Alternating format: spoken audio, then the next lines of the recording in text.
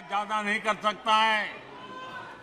अगर इन्होंने गृह मंत्री जी की मणिपुर की चर्चा पर सहमति दिखाई होती तो अकेले मणिपुर विषय पर विस्तार से चर्चा हो सकती थी, हर पहलू पर चर्चा हो सकती थी और उनको भी बहुत कुछ कहने का मौका मिल सकता था, लेकिन उनको चर्चा में रस नहीं था। और कल अमित भाई ने विस्तार से इस विषय की चीजें जब रखी तो देश को भी आश्चर्य हुआ है कि ये लोग इतना झूठ फैला सकते हैं, ऐसे ऐसे पाप करके गए हैं लोग। और उन्होंने आज जब अविश्वास का प्रस्ताव लाए और अविश्वास के सारे विषय पर वो बोले तो ट्रेजरी बेंच का भी दायित्व बनता है कि देश के विश्वास को प्रकट करें, देश के विश्वास को नई ताकत दें, देश के प्रति अविश्वास करने वालों के लिए करारा जवाब दें, ये हमारा भी दायित्व बनता है। हमने कहा था अकेले मणिपुर के लिए आओ चर्चा करो, गृह मंत्री जी ने चिट्ठी लिख करके कहा था, उनके विभाग से जुड़ा विषय था, लेकिन साहस नहीं था, इरादा नहीं था और पेट में पाप था, दर्द पेट में हो रहा था और फोड़ रहे थे सर, इसका ये परिणाम था। आदरणीय अध्यक्ष जी, मणिपुर की स्थिति पर देश के गृह मंत्री श्रीमान अमित शाह ने कल 2 घंटे तक विस्तार से और बड़े धैर्य से रत्ती भर भी राजनीति के बिना सारे विषय को विस्तार से समझाया, सरकार की और देश की चिंता को प्रकट किया और उसमें देश की जनता को जागरूक करने का भी प्रयास था। उसमें इस पूरे सदन की तरफ से एक विश्वास का संदेश मणिपुर को पहुंचाने का इरादा था। उसमें जन सामान्य को शिक्षित करने का भी प्रयास था। एक नेक ईमानदारी से देश की भलाई के लिए और मणिपुर की समस्या के लिए रास्ते खोजने का एक प्रयास था, लेकिन सिवाय राजनीति कुछ करना नहीं है, इसलिए इन्होंने यही खेल किए, यही स्थिति किया।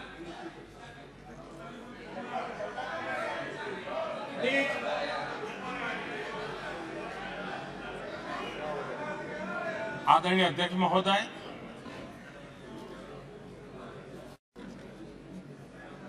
कल वैसे विस्तार से अमित भाई ने बताया है,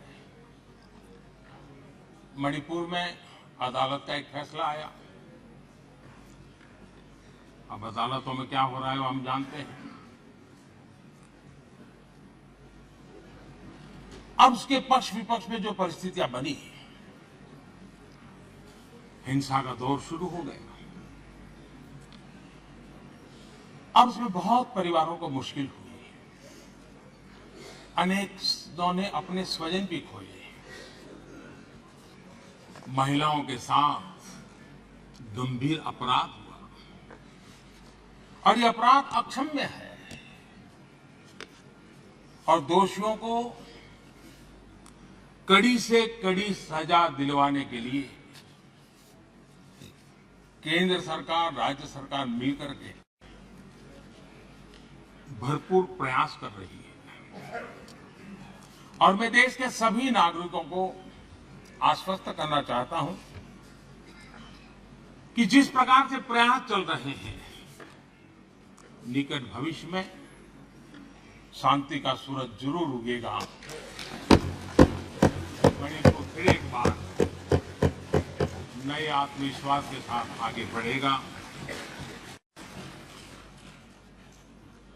मैं मणिपुर के लोगों से भी आग्रहपूर्वक कहना चाहता हूं,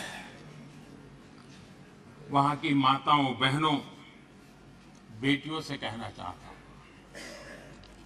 देश आपके साथ है, ये सदन आपके साथ है। हम सब मिलकर के, कोई यहां हो या ना हो,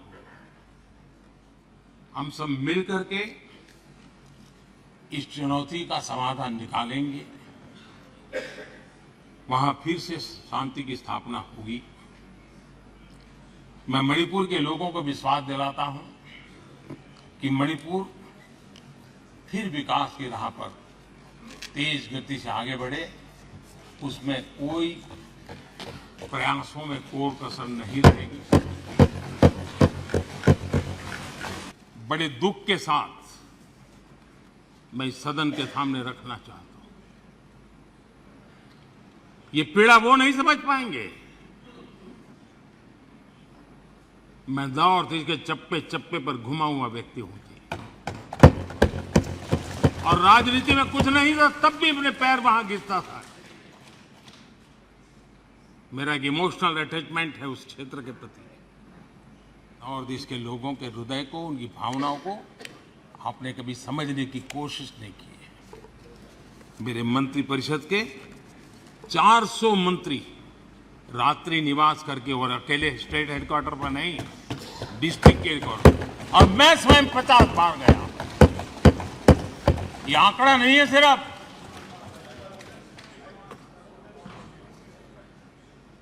ये साधना है, ये नॉर्थ ईस्ट के प्रति समर्पण है।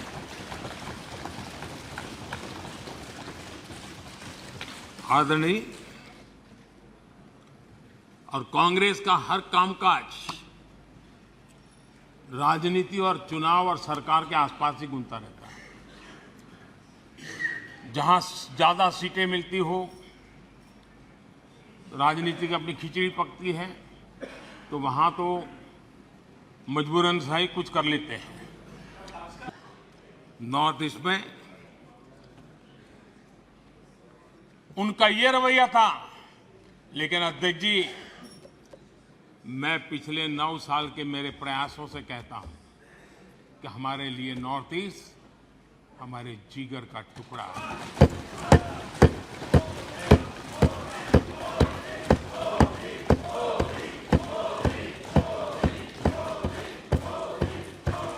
आज मणिपुर की समस्याओं को ऐसे प्रस्तुत किए जा रहा है जैसे बीते कुछ समय में ही वहां ये परिस्थिति पैदा हुई है। कल अमित भाई ने विस्तार से बताया है समस्या क्या है, कैसे हुआ है, लेकिन मैं आज बड़ी गंभीरता से कहना चाहता हूं, नॉर्थ ईस्ट की इन समस्याओं की कोई जननी है तो जननी एकमात्र कांग्रेस है।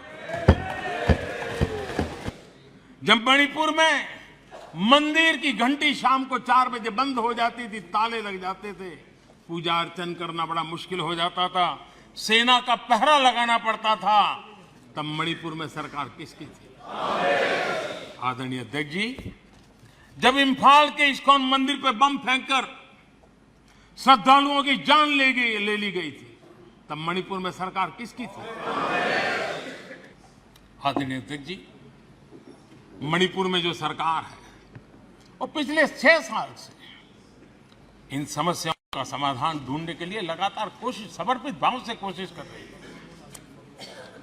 बंद और ब्लॉकेड का जमाना कोई भूल नहीं सकता है। मणिपुर में आए दिन बंद और ब्लॉकेड होता था, वो आज बीते दिन की बात हो चुकी है। शांति स्थापना के लिए हर एक को साथ लेकर चलने के लिए एक विश्वास जगाने का प्रयास निरंतर हो रहा है, आगे भी होगा। और जितना ज्यादा हम राजनीति को दूर रखेंगे उतनी शांति निकट आएगी, ये मैं देशवासियों को विश्वास दिलाना चाहता हूं। इस देश में मणिपुर से भी गंभीर समस्याएं पहले भी आई, लेकिन हमने मिलकर के रास्ते निकाले हैं। आओ मिलकर के चलें, मणिपुर के लोगों को विश्वास देकर के चलें। राजनीति के खेल करने के लिए मणिपुर की भूमि का कम से कम दुरुपयोग न करें। वहां जो हुआ है वो दुखपूर्ण है, लेकिन उस दर्द को समझ करके दर्द की दवाई बन करके काम करें, यही हमारा रास्ता होना चाहिए।